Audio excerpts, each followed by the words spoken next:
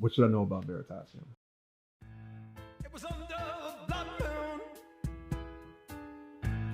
I felt my heart come.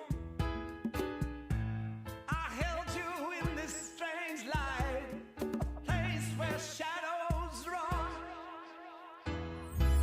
And as I kissed your glowing skin. So basically, I'm looking to tie the entire world through Veritasium. Greetings. This is our second video on JP Morgan and their real credit metrics. The first video was made for their Q2 2020 results. Basically, in a nutshell, our team feels that JP Morgan is highly misleading in their reporting. Basically, they're showing record low credit delinquencies, 30, 90-day late pays, etc. But if you go through the fine print, you'll see that they are creating forbearance and workout programs. These forbearance and workout programs allow those who couldn't pay or request for aid in paying consumer loans, such as credit cards and mortgages, a program where they go into forbearance, they take the interest and pack it onto the principal, they waive late fees, and voila, you have a timely paying mortgage, except for the fact that when you're in forbearance, you're not making payments. So JP Morgan is taking those who broke the 30-day payment barrier and the 90-day payment barrier, and they're putting it in a special category.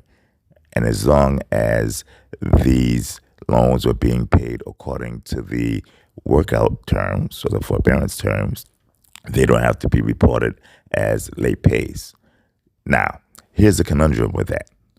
Okay, if I can't make multiple payments and I break the 30-day delinquency and or the 90-day delinquency, okay, I make a deal with JP Morgan. They throw the loan in a forbearance, and then they put it in a special category, and they say, well, now that he's paying according to the terms, this is no longer a delinquent loan. But those terms happen to include the option not to pay. So if you're not paying the loan, and then that loan is considered current, even though it's not current because it hasn't been paid, that is misleading. That's misdirection, prestidigitation. I personally don't think that any of the banks should be allowed to do that. At the very least, they should make it very, very clear that these loans haven't been paid, because what happens when the forbearance program is over?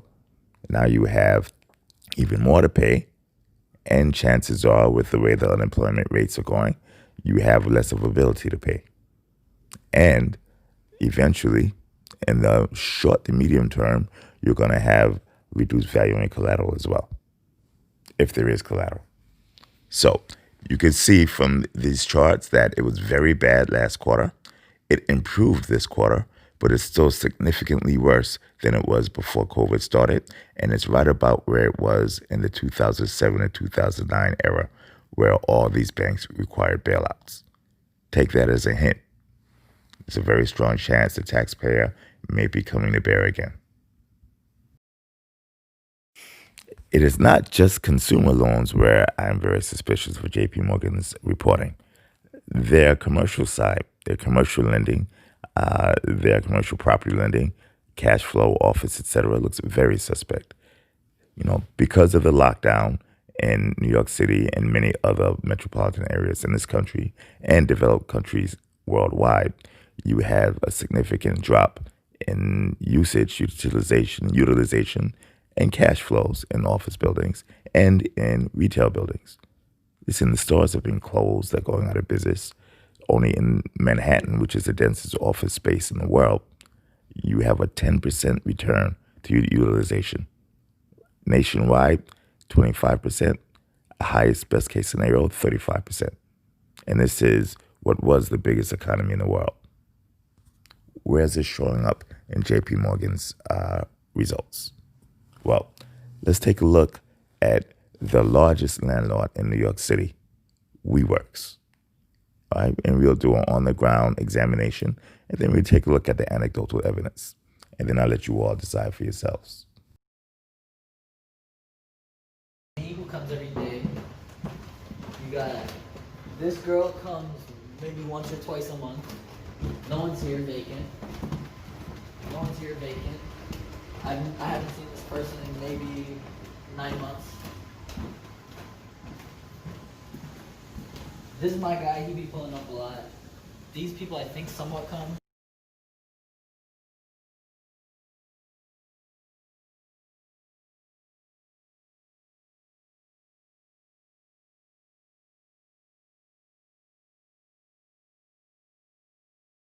This is empty.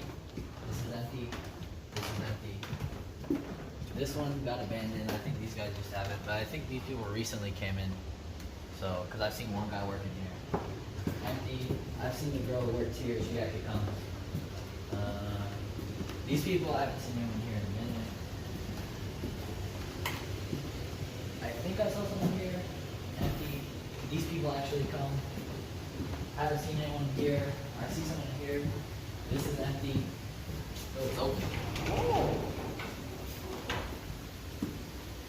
That one's empty too. This, of course, is empty. I think that company's still empty. Someone comes here. This is nobody. This is nobody. And that's just this floor.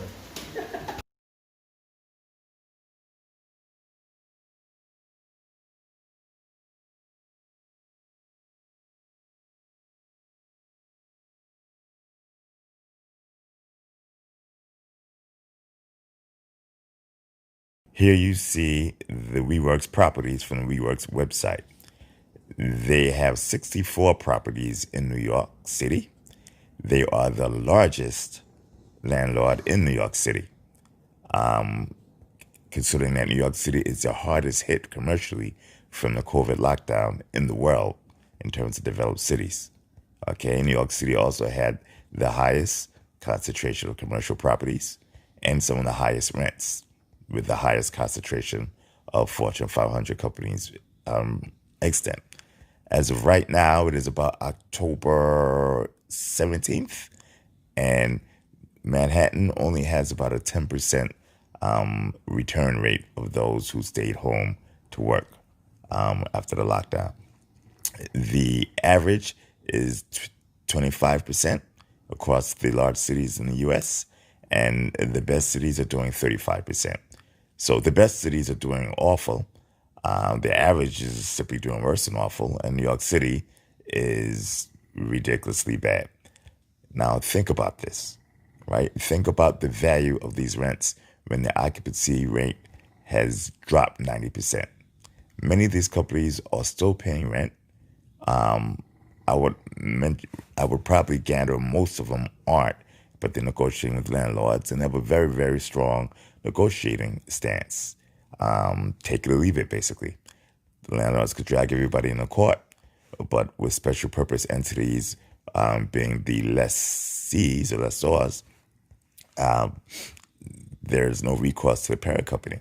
Now, of course, the We Company, which is a parent company of WeWorks, has its own issues with the private equity arm of SoftBank throwing good money after bad. Long story short, anybody who lent to WeWorks, securing those loans and mortgages with commercial properties, is not getting a large amount of that money back. Okay, we're talking drops in valuation of 50% to be generous. So, where's all this in JP Morgan's reporting? Because JP Morgan is, if I am not mistaken, the largest lender to WeWorks. If not the largest, definitely one of the largest. But as of right now, it appears as if they're the largest. Yet JP Morgan has absolutely wonderful consumer credit metrics, and I haven't seen any significant losses to reflect what the eyes on the ground have seen here. So we went through the consumer credit metrics. We just went through some of the commercial. Where are these losses? Inquiring minds want to know.